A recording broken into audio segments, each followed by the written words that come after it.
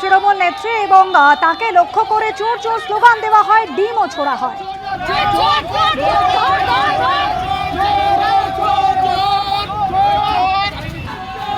বধূ নির্যাতনের অভিযোগ, গ্রেপ্তার করা হয় গাইঘাটা পঞ্চায়েত সমিতির তৃণমূল সভাপতিকে, তাকে উদ্দেশ্য করে চোর স্লোগান।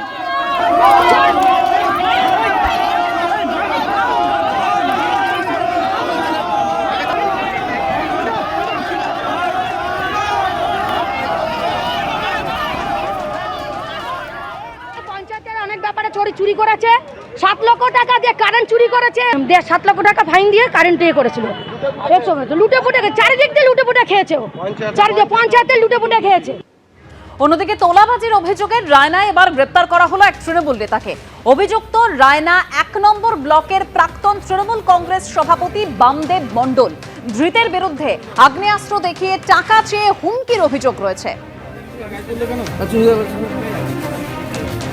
আপনাকে পুলিশে অ্যারেস্ট করলো কেন?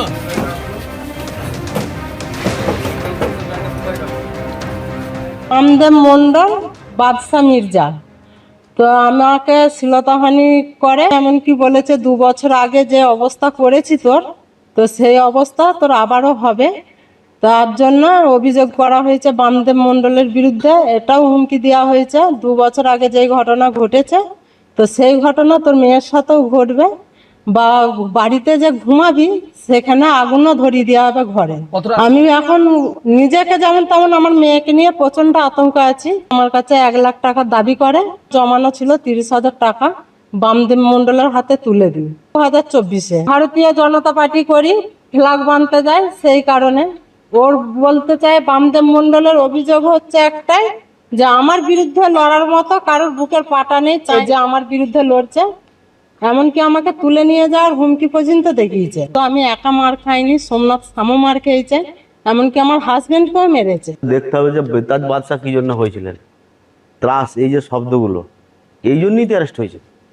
বেতাজ বাদশা, ত্রাস, একটা পলিটিক্যাল পার্টির লিডার, একটা পলিটিক্যাল পার্টির যারা ক্ষমতায় থাকে, এই কথাগুলো যাদের স্ট্যাম্প লাগে তাদের সেই কুকর্মের জন্যই আজকে উনি অ্যারেস্ট হয়েছেন। যেভাবে বামদেব মণ্ডল পুরো এই রায়না 1 ব্লকে সাধারণ মানুষদের ওপর হুমকি, হামকা, অত্যাচার এবং যত রকম সমাজ বিরোধী কাজকর্ম, যত রকম কুকর্ম, সব কিছুতে উনি জড়িয়েছিলেন।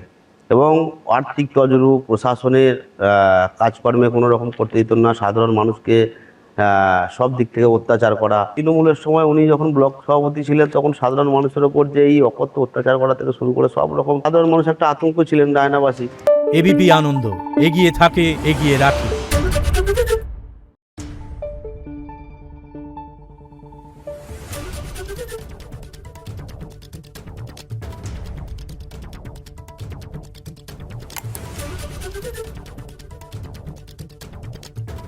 Thank you.